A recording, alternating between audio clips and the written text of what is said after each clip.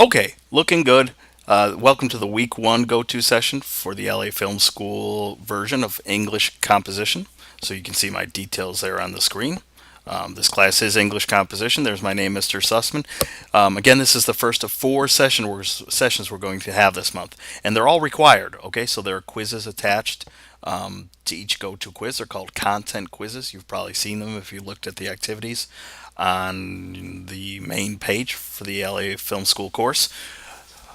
So they're called content quizzes. So these are required whether you attend them live or whether you watch them after the fact. But this is just more of a general session where I'll talk a little bit about me, about the course, and we'll get into what you need to do for these kinds of early assignments. We'll actually peek ahead a little bit to stuff that's not due until a bit later. But this month is sort of interesting because we're crunching 4 weeks worth of material into about 3 weeks. So it's important that we sort of get a little bit ahead in this session as well. Okay, so here's an overview for what I want to go over today. First, a welcome. Then some tips for success, what you need to do well in this course. A little information about me, some information about the course and specifically what assignments you'll need to do or start thinking about pretty much right away. And then I'll leave things open for some questions and answers at the end. Okay, and good. Daryl is back with us, so we have two people in the room. First of all, welcome. Welcome not only to the LA Film School, but to specifically this class, English composition. I'm always excited to work with students, especially creative students who are looking to enter the film industry, whether it's on the creative end or whether it's on the business end. So to all of you, welcome. I hope we have an awesome month. I enjoy teaching this class. Yes, December is going to be a little bit hectic because we need to sort of move quickly. We get interrupted by Thanksgiving, and then things end right before Christmas. So we're kind of fitting almost 4 weeks of material into just 3 weeks, but we'll get by and do just fine. Some tips for success. You can see I repeat something quite often, right? Ask questions, attend or watch after the fact. All these go-to sessions because they deliver important material that you really need. It's sort of, I won't say impossible, but it's difficult to do well in the course and complete the assignments correctly if you don't go over the material in the sessions. Ask questions. Read all materials carefully, including assignment sheets. I'll show one of the assignment sheets a bit later for the very first major assignment you have to complete. Enroll over at McGraw-Hill Connect. I've already seen, I think Coral is registered. Daryl, I don't remember seeing your name. I could be wrong. There are only 3 people registered. People need to register now. There's some activities that are associated with McGraw-Hill that need to be completed. So it's important that you get enrolled. And actually, let me switch gears and see if I can show that real quickly.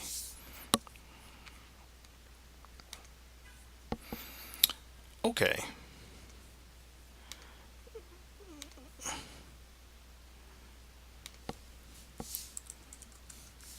I'm just going to go to McGraw-Hill Connect really quickly.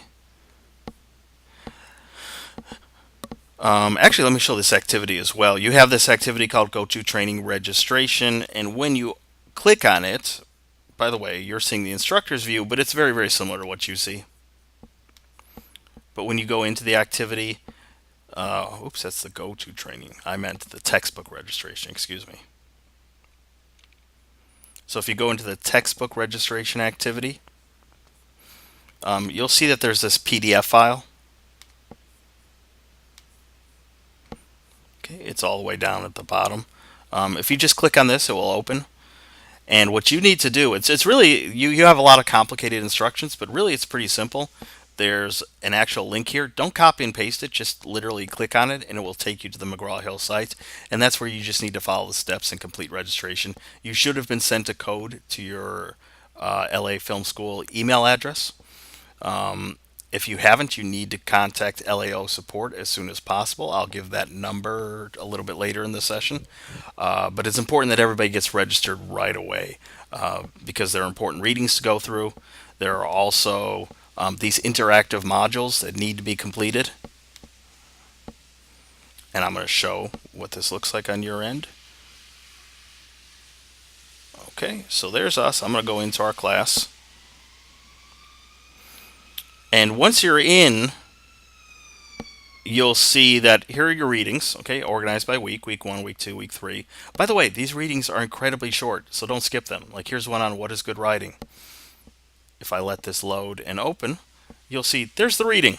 Okay, so not terribly long. So don't skip the readings because it does contain good information and it won't take you that long to get through. But all this stuff up here, the stuff that has this sort of black icon, week 1 LSA module, and there's one for week 2, week 3, week 4, these are actual interactive modules that you need to complete every week. Okay?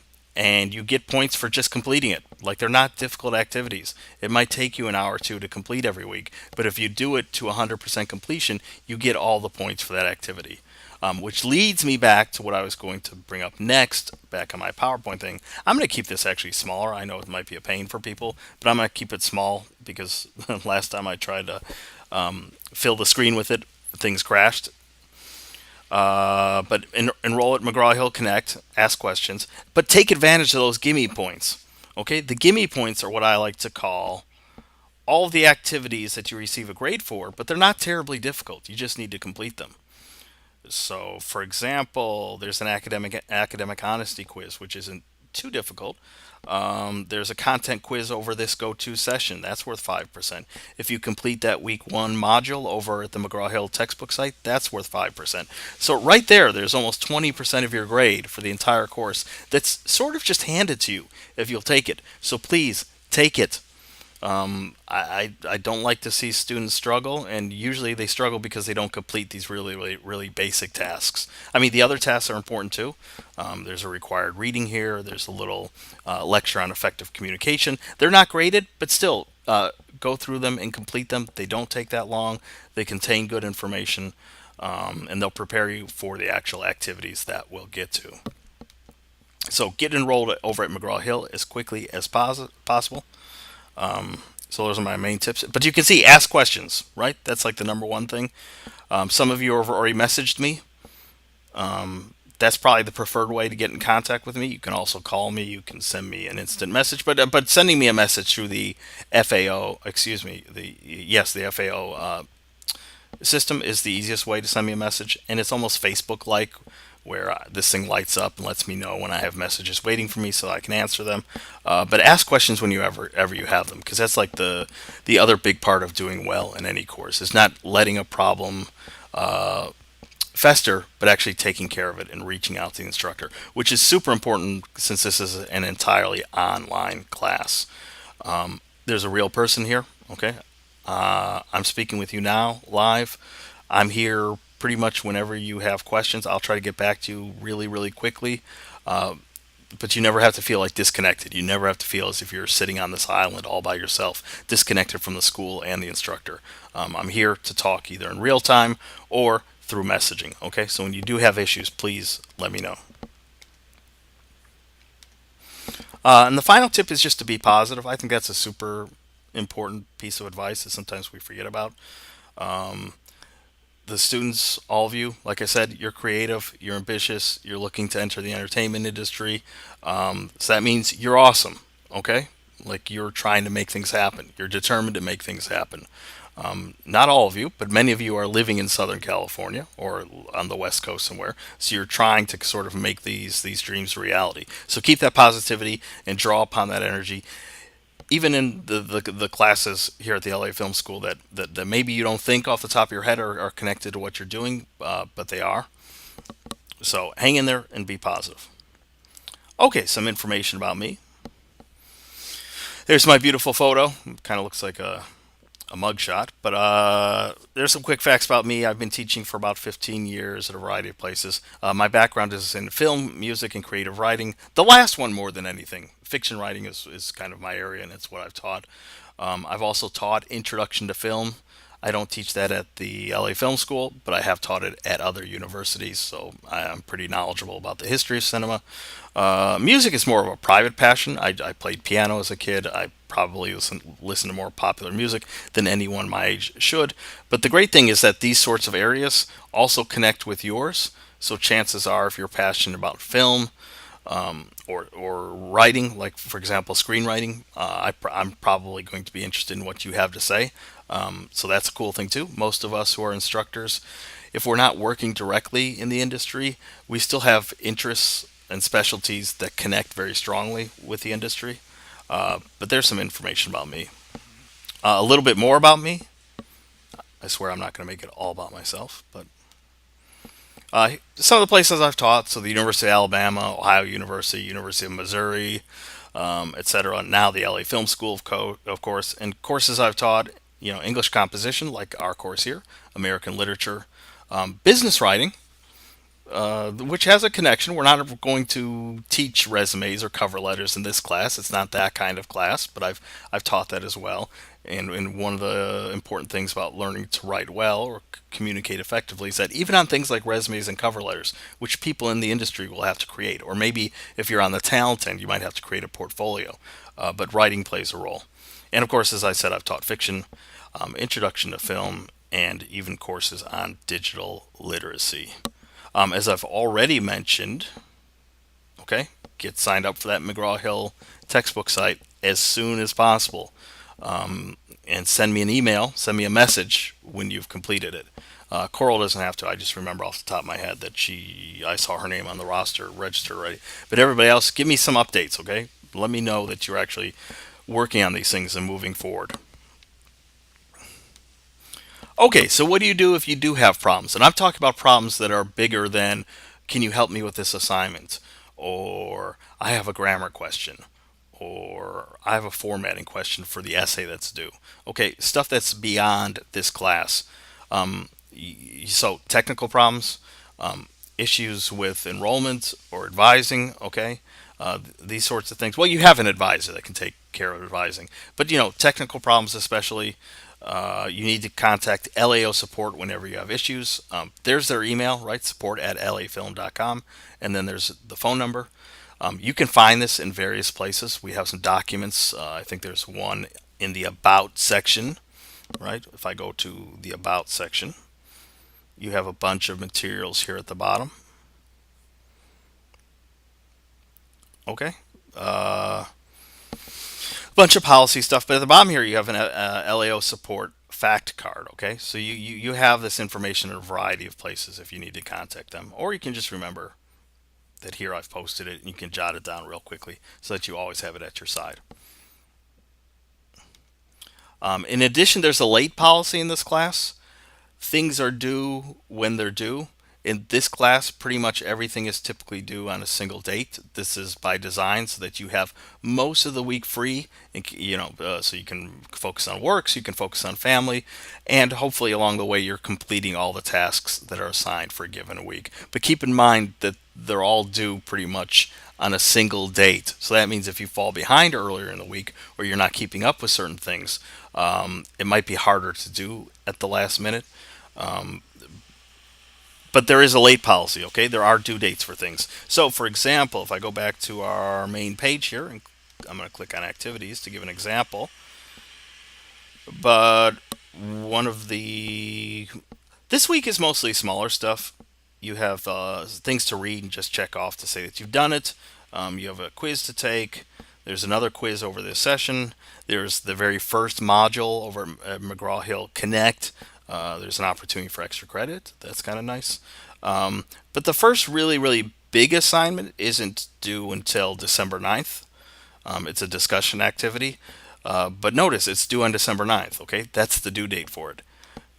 There is a somewhat flexible policy in that if you hand things in late, there's a 10% penalty for each day that something is late up until 72 hours or 3 days. So in other words, 30% would be the maximum penalty. However, that doesn't really apply to discussions, unfortunately, because discussions are dependent upon each other, right? You go to the board, post something, you respond to what someone else has said. So if the discussion is over, it's a little bit difficult for people to get extensions to post to the board when nobody's going to read it. I would have to read it because I'm the teacher, but essentially it's difficult to participate in a conversation that has ended. But all the other stuff, the quizzes, the modules, The essay, which is due December 14th. Okay, these have firm dates, but there is a 72-hour sort of something of a grace period. It's not a true grace period. You lose 10% for each day that an assignment is late, but it's always better to get things handed in, okay? I mean, even if you have to take that penalty, get it handed in. That's kind of the secret to hopefully passing the course is when people tend to complete the work and give it a pretty honest effort. It's sort of difficult for them not to pass. So keep on top of assignments and be aware of the late policy. Okay, so let's start talking about things that apply more to this class, what we're working on, what we're doing this month, and so on. Okay, so let's talk about this course, online composition at the Los Angeles Film School. First, I'd like to back up and say one of the things that you'll have to consider, I'm not just asking this out of the blue, but it's something that you'll have to consider for your very first discussion assignment is what makes good writing? And I'm going to go ahead and unmute people. I just muted everyone just because sometimes I could hear, I don't know, people rattling things or people breathing heavily. So I muted you guys. I'm going to take you off mute. You don't have to speak out loud. You can also use the chat. But if I were to ask you what makes good writing, what are some of the things you would come up with? You can either speak out loud or type your response into the chat. What are some things that, in your opinion, make writing good?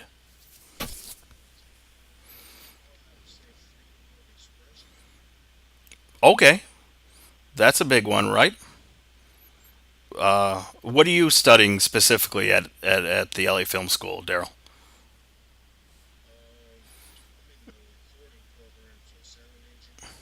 Oh, okay, good. Yeah, I sometimes assume that everybody's in film because we have so many film students, but there are other industries here that we focus on.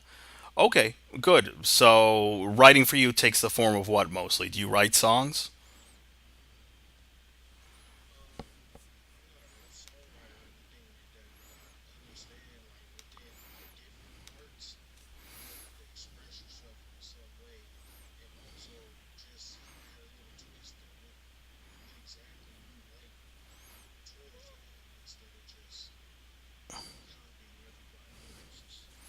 Okay, great. I'm going to go ahead, not to be cruel, but I'm going to go ahead and mute Daryl just in case anybody else wants to speak up. He won't talk over them.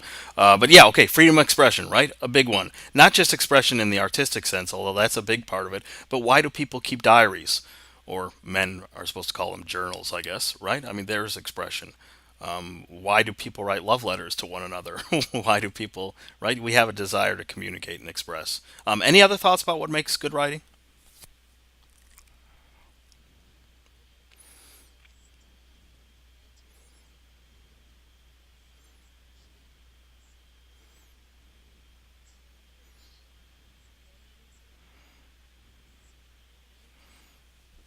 Okay, yeah, that does. It's sort of like a continuation of what Daryl said, maybe a bit more specific. I like the idea of capturing a specific moment. That seems important.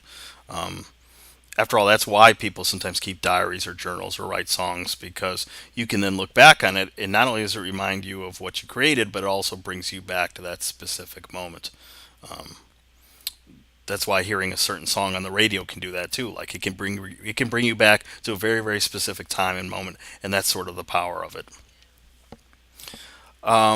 Okay, so yeah, expression a big one. How about more not nitpicky stuff, but concrete stuff, or not concrete? That's the wrong word too. But how about other things that aren't so? Because expression is very powerful. We understand that. But what else does good writing? Because I would argue that not always is expression necessarily good. I mean, it's subjective. I get that. But what else does writing have to do to be good? Do you think?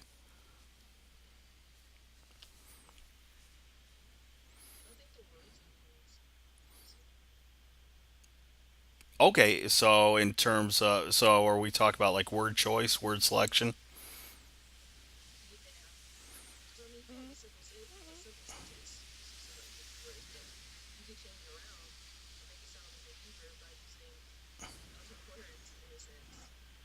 Okay. Yeah, I like that. I'm always kind of trying to take what someone says and put it in the best terms possible. I do often explain that writing is about choosing the right words and putting them in the right order. It sounds simpler than it actually is, but I think that essentially is what writing tries to do in a lot of ways. It's about just choosing the right words and putting them in the right order. I'm going to introduce some other things that we perhaps haven't thought about. That good writing is definitely about all those things, but as I said, an incredibly expressive piece still may not work for some people, or it might be too expressive, or it might be passionate, but that passion is sort of all over the place because maybe it doesn't have focus or maybe it doesn't have control. So part of what makes good writing as well is that it has like dedicated purpose. And not just purpose, but it specifically tries to communicate something to someone else. Obviously, expressive pieces can do that, but so does a resume or cover letter. Think about it. If you're submitting a resume for a job and it's just all over the place, or maybe it's super expressive, but that's not the right form that a resume should take or a cover letter, then that kind of leads to problems. So yeah, purpose and effectively communicating a message. So sure, in some instances, when you write like that gushing love letter to your boyfriend or girlfriend on Valentine's Day, that fits the moment. That specific audience needs to hear that, wants to hear that, loves that heart pouring just out. On the other hand, an employer reading a cover letter doesn't want to hear that. And then there's a whole bunch of writing that's somewhere in between. So yeah, good writing, a big part of it is that control factor and understanding that it's a message sent for a specific purpose. Okay, I'm gonna mute everybody again, just so you know I don't get some interference. So don't take it the wrong way. I'm not being rude. But I've gone ahead and muted people so I can keep rolling. But we have some good answers there. So let's try to connect that to the assignments that we're going to have to do in this class. And we're actually going to do things backwards. That's why you maybe can't tell, but that's a backwards K. Let's talk about what you're going to do way in week 2. And you know what? That's actually kind of an error because December is so crunched that the stuff that would typically be due during week 1 is actually kind of due in week 2, and the stuff that would normally be due in week 2 is due in week 3. So, but let's skip ahead all the way to week 3, which sounds crazy, right? It's the second day of class. Why is the instructor talk about week 3? Because I think it will help you better understand what you need to do for that very first serious graded activity, which is a discussion board post and response to your classmates. So let's talk about what we're sort of working toward, which is the second assignment. It's an essay. It's called Finding a Solution. It gets a little bit confusing because it's called Assignment 2, but it's due during week 3. But if we go back to the activities page, you'll see it's here. Okay, assignment number 2, Finding a Solution, worth 15% of your grade, and it's due December 14th. Okay, it's an essay. And this is kind of what we're working toward. This is one of the big projects that we're working towards this month. A 2 to 4 page essay that's going to do the following: identify a specific industry related problem. For most of you, though I could be wrong, it sounds like just hearing from 2 of you, it sounds like you're in the music program somehow or the recording arts program. But regardless, whether it's film, whether it's recording arts, whether it's game design, whether it's entertainment business, you're going to find a specific problem related to your industry. Then you're going to inform a specific audience about this problem and explain why it's important and why it needs to be addressed. The essay is going to have to use library research. We'll talk more about that in a future go-to session, but you do have library access as an LA Film School student, and you'll have to use that library to conduct some research. And your essay is going to have to be in APA format, and we're also going to get really, really specific about that in another go-to session. So don't panic if you're not very comfortable with APA, or maybe your only encounter with formatting and research and citation was back in high school when you used MLA. And if you thought that MLA was already confusing, you're probably nervous about learning a new system. But I'll try to make it as painless as possible in a future go-to session. But this is what we're working toward, okay? This is a big 15% assignment where you'll actually create a 2 to 4 page essay that centers on an industry-related problem. So let's brainstorm. And actually, I'm going to change this too. I'm going to replace film related with industry issues. It's just previous months that I've taught this course. Almost everybody is in film, so it's nice to see a bigger variety now. I'm going to unmute people again and ask a question. How many of you, do any of the three people here have experience already in your industry? Have you done things yet?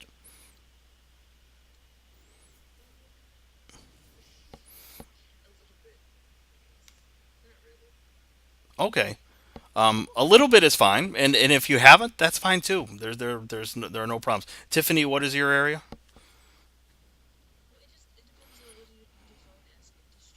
Okay, but what's your degree program?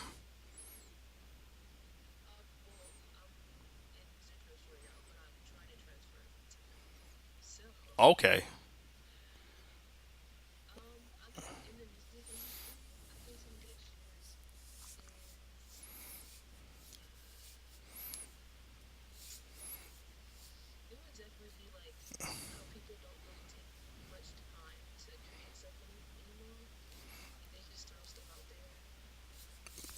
Okay. Daryl, you're fading in. I couldn't hear you.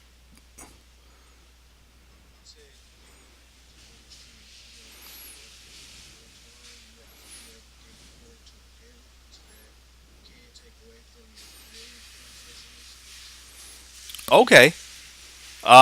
Here's the trick, though. You're going to, and by the way, brainstorming is brainstorming, so we don't have to come up with perfect things right now. One of the things you have to think about is it a concrete enough issue that I can actually do research on it? So, for example, let me give some examples of music industry issues that other students have written on. For example, the royalty rates paid out to artists by streaming music companies, or 360 deals, right? These multiple rights contracts.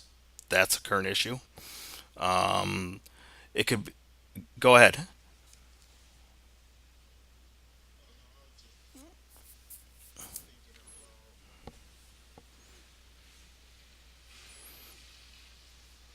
Or I mean, I've some people have focused on the lack of face-to-face interaction. On the one hand, it's great that people can live in New York and another person can live in Paris and they can brainstorm ideas, but there might be limitations to that as well.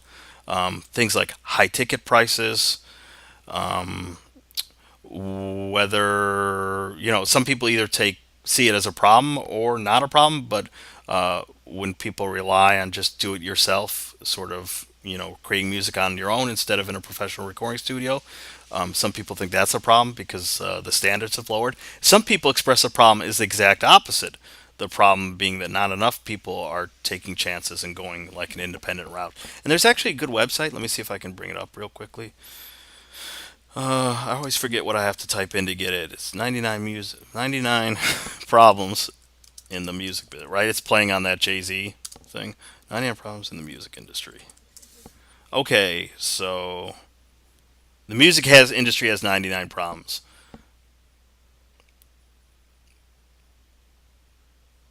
And this is what I'm going to get to as well. If you're not an expert or if you haven't worked in your industry, that's fine. But the sort of research that I'm showing right now is what you should start doing. Because here are like 99 issues that a person could I wouldn't just pick an issue that you don't care about, but you could at least browse through this huge list to find things that seem interesting to you.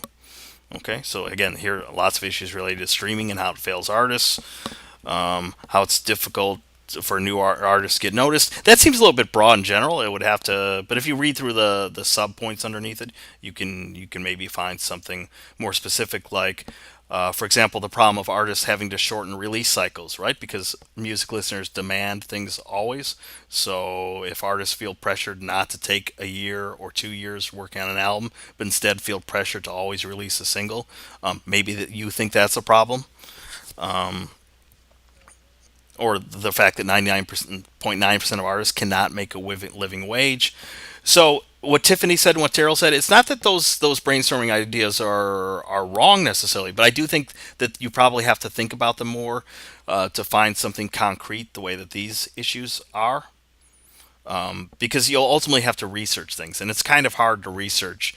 For example, and thank heavens the two of you didn't mention this, but every so often I'll get a student who says something like, "Movies today are horrible," or "Music today is awful compared to generations ago," and it's like, well, not only do I disagree, but but even if you believe that, that's like hard to research. It's like hard to prove that that's a concrete problem that most sane people would agree exists. But most people would exist that, for example, royalty rates paid out to artists are low, or something like that. Okay. So, and Coral, what's your industry, or what's your degree program here? Okay, music production. So it sounds like we got three music production people. And I apologize to the people who watch this later, the various film students. You'll just have to do the same thing for a film related topic. Okay. But yeah, one of my suggestions, here we go, for tips. Tips for finding your issue. If you know people who work in the industry, pick their brains. Okay, they don't have to be a big name. I'm not asking you. I'm not asking if you literally know uh, Rihanna. I'm not asking that you know, Danger Mouse or something. No, no, no. Just someone who's a working Joe who, I don't know, runs a board, or maybe doesn't even run a board for a big music company. Maybe he does it for live shows or on a cruise ship or something. But someone who works in the industry, pick their brains. Read industry related journals, magazines, and newspapers. So you might notice something in a headline. Google, okay, I just Googled something. Google is your friend. Search for current debates, current controversies, current challenges, etc. That 99 music problems, 99, the music industry has 99 problems. That's a good one to go through. But don't stop there. If you're still not feeling it, keep searching. Um, by the way,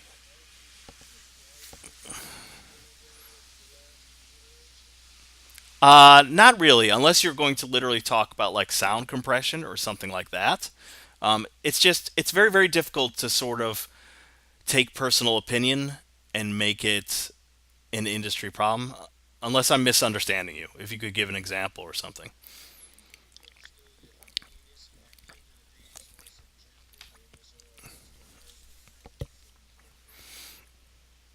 Right. And that's an important part. Oh, I'm sorry. No, that's a really important point, and I'm glad you recognized it because that's kind of the key here too. I should actually add it to my tips here that we need to find something objective. Okay, we need to find something provable. You might not agree, for example, that uh, production value has gone down because all these people are trying to go the independent route instead of relying on professional studios. But still, there would be evidence that you could, like, some people would be sympathetic to that. So we need to find something objective and concrete. Or some people might think that, hey, the streaming music companies, they can't afford to pay more. But still, most people would understand that it's an issue or at least a debate. Okay? So that's a pretty big tip I have. And this will actually be a good segue into what I want to talk about next, which is topics to avoid. And the first one is the ones that are too broad or that are personal opinion. So things like Hollywood is unoriginal. Okay, I mean I get the idea behind it when you see, I don't know, Saw 12 or Scary Movie 8, or I mean it can seem that it's unoriginal, or when every movie is just a CGI loaded. What was that Dracula movie that came out? Nobody saw it, but that one was didn't get good reviews. So I get the point, I get the spirit behind it, but that's so difficult to research concretely, especially when you have an entire market that really is. There's an independent market in Hollywood, with Netflix and Hulu and all these different ways to watch television and films. I would actually argue that there's more ways to access lots of different anime. There's lots of different ways to access the sort of entertainment that's tailored to you.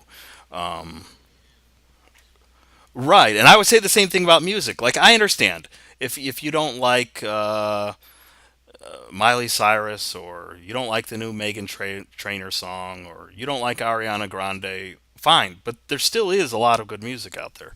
Um, right.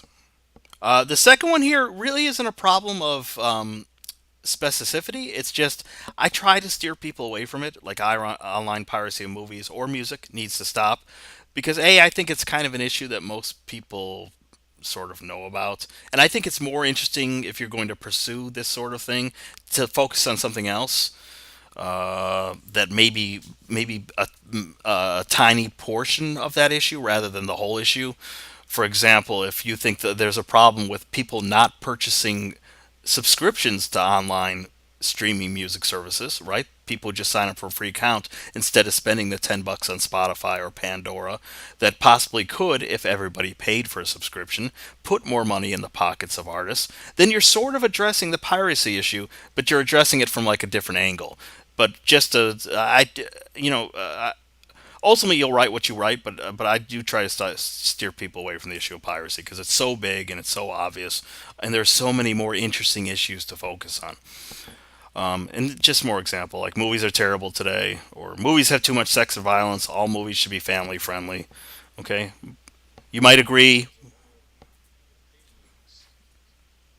Yes, yes, they're all personal opinions, and even if you agree with the opinion, like this last one, movies have too much sex and violence. All movies should be family friendly. Like there are two problems there. One, it's personal opinion. Two, even if you agree with the opinion, there's like a problem with free expression guaranteed by the Constitution. So, so be careful about that.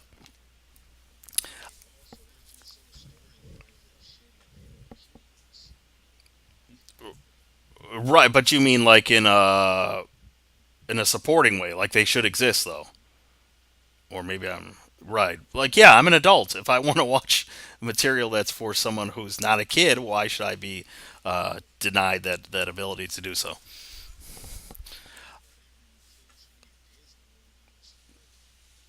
Yeah, exactly. I mean, I love those Disney movies too, but sometimes yeah, but and I'm not trying to make fun of different topics, but I have had students really. This is what happens when you rely on personal opinion.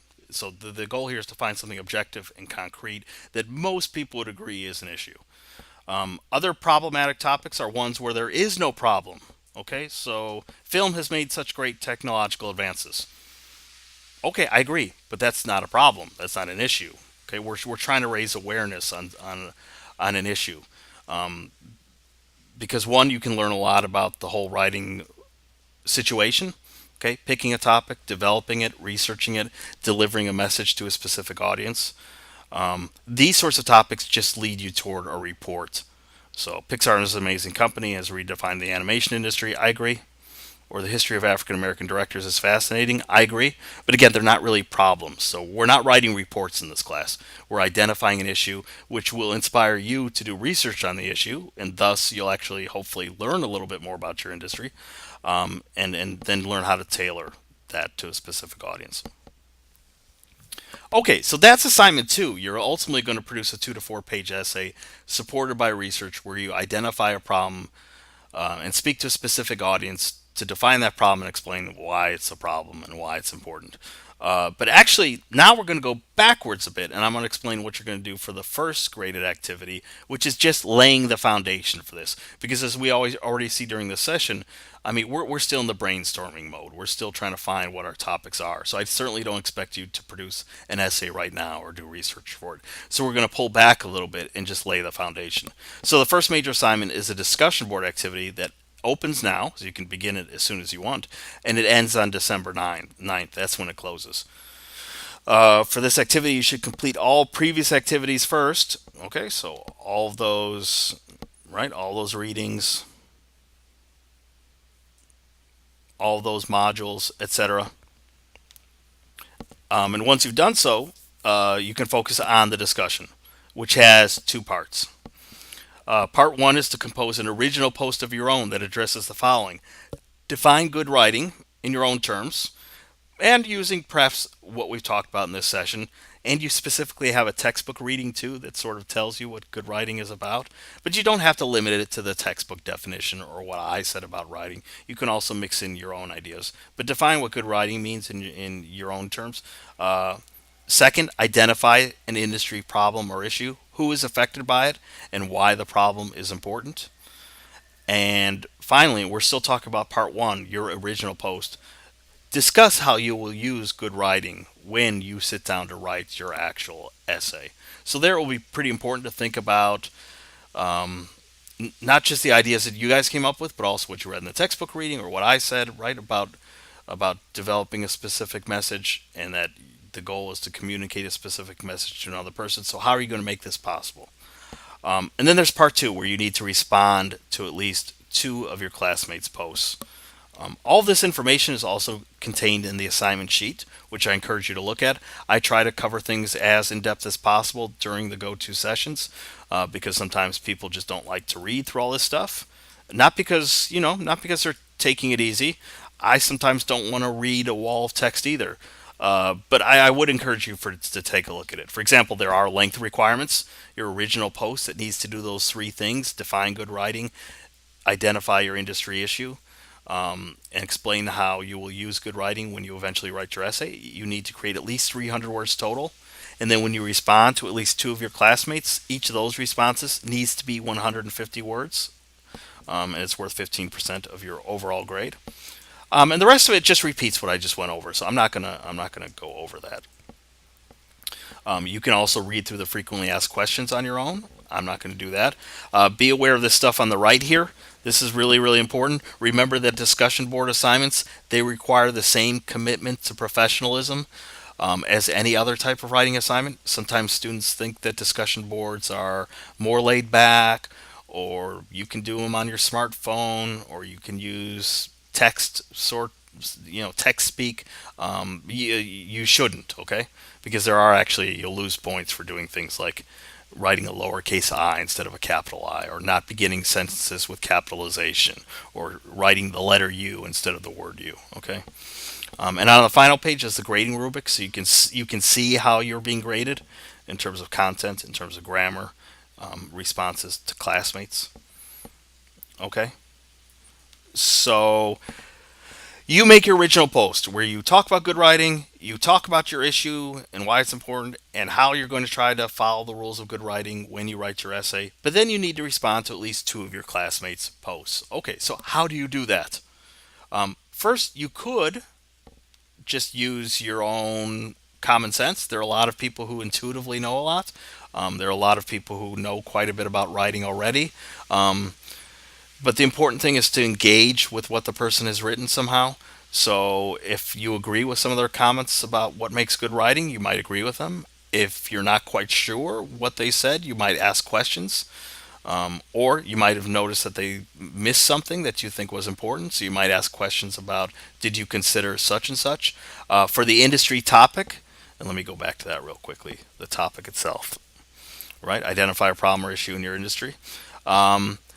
Here's the time. I mean, don't get me wrong. You need to be polite. You need to be constructive. You need to be thoughtful. We're not trying to be mean. On the other hand, if you sort of just sense that, you know what, this doesn't feel like an industry issue, it feels just like a factual statement that's leading toward a report, or maybe someone has written or chosen a topic that feels hopelessly broad or too much rooted in personal opinion. Like, this is the time to let the writer know. I mean, let them know kindly, but let them know, because these things need to be identified early on. However, if you're very confused over what to do, there's something that's called the RISE model.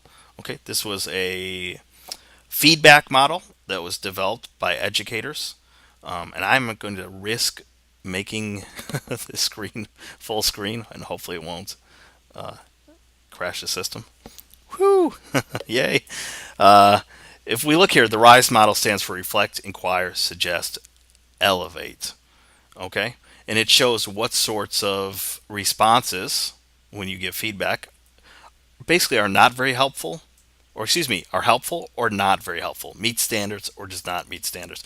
And I'm not going to, I mean, I know that this chart might seem a little bit too detailed or a little bit too boring for people, so I'm going to give the gist of it very quickly.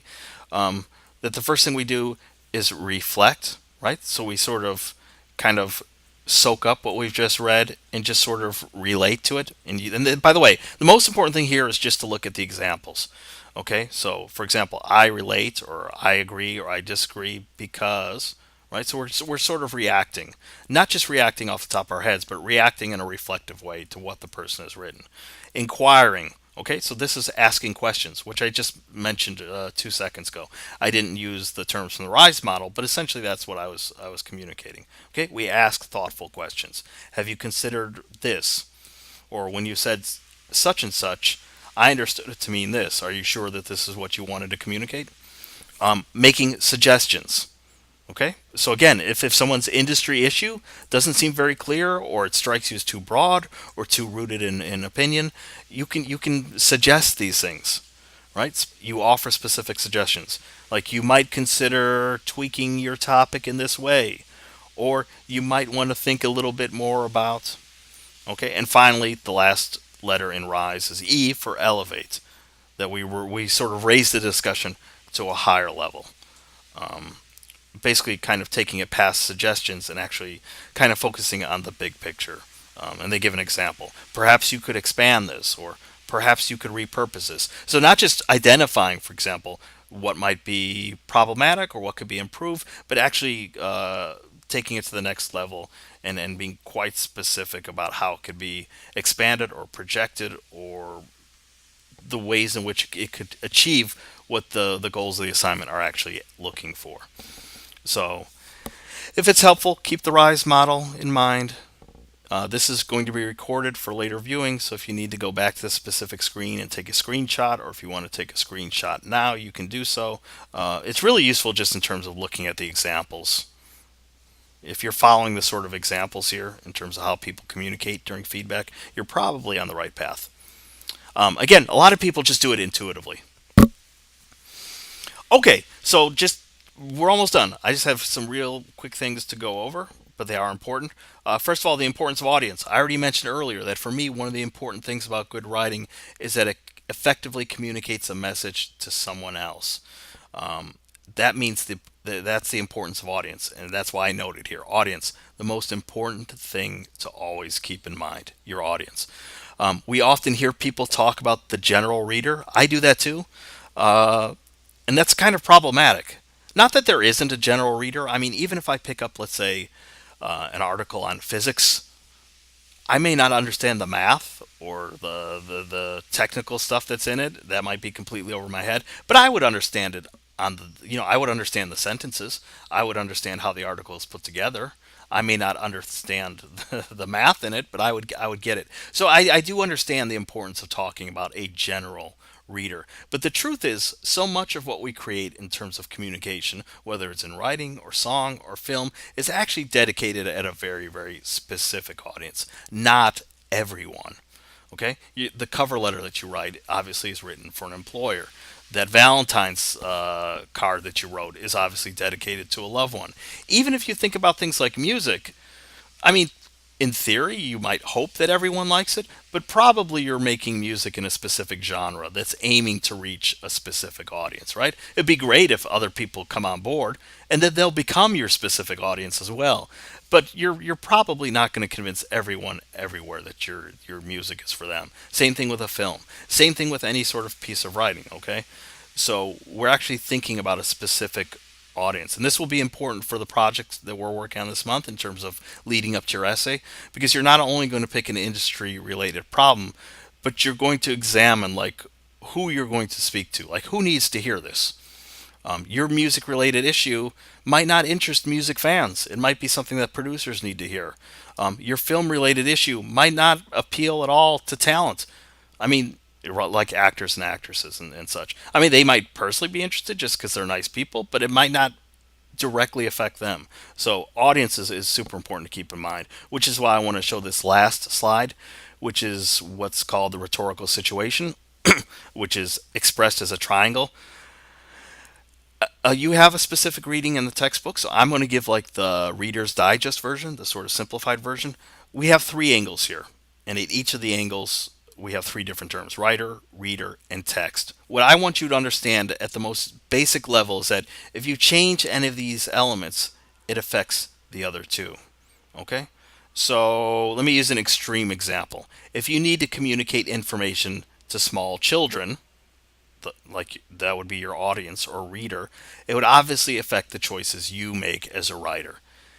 And going with that, it would obviously reflect issues in the text itself.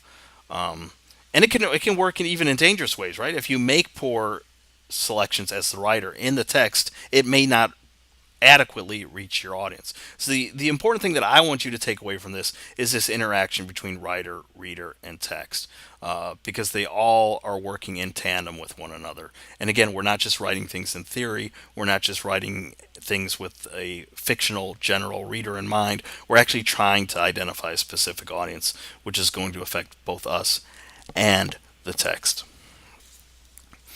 Okay, I know that I covered a lot.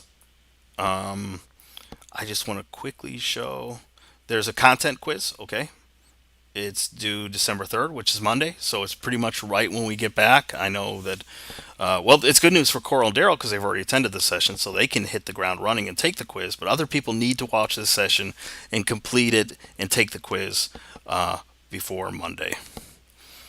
And I can't actually open the. Oh, you did? I actually didn't. I didn't because it's a shortened week.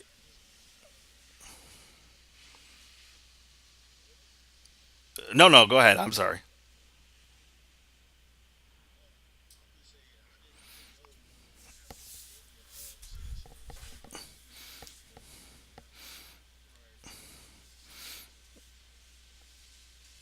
Okay, well, good. I mean, you got it over with, and yeah, I actually didn't anticipate big turnout, which is fine. I actually don't. I actually understand it. Other weeks sometimes I don't understand it, but we have a short week. It's just Monday or Tuesday.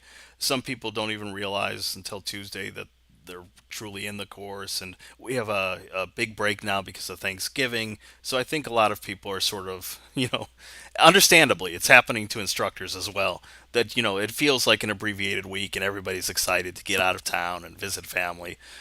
So the fact that we even had two people show up, I think that's awesome. But here's like the quiz that's here's the quiz that's due Monday. Okay, I'm not going to show you the answers, the answer, but they're pretty basic stuff. Like if you're having a technical difficulty, who should you contact? We covered that. Uh, what is a professor like in writing to? Actually, I forgot to cover that in that session, so I'm going to replace that question right after this session is over with something else. But everything else we went over. That model that we just looked at, like what's it called? And you have like from most of these are multiple choice, so you'll see the right answer and should be able to recognize it. But it's not a terribly difficult test. Okay. So now we're just about done. Questions that you have for me? I know that we covered a lot. I covered the first discussion. We even took a glimpse at what you'll ultimately be producing in terms of an essay. We talked about the importance of you identifying a specific industry problem. I know we've thrown a lot at you in this session, but do you have any questions right now?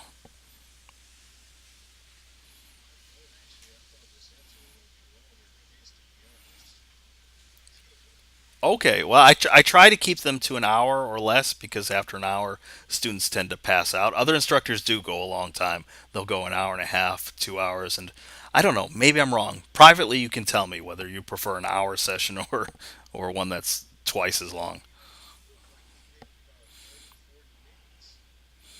Yeah, well, we had technical problems to begin as well.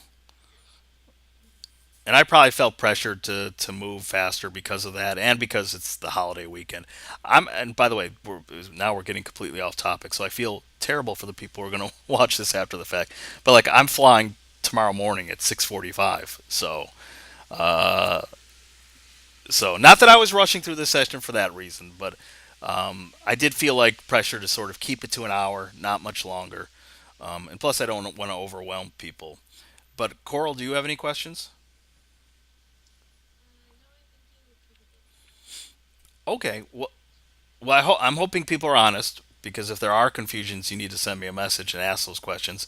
If not, then I'm going to assume that the session was pretty clear and we sort of know what we're doing overall in terms of the course and the initial assignments.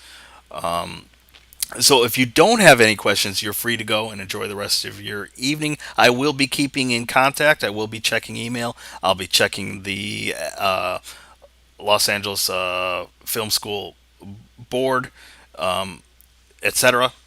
So I won't be like out of contact or anything like that. I'll just be out of town, but you won't even know because it's online.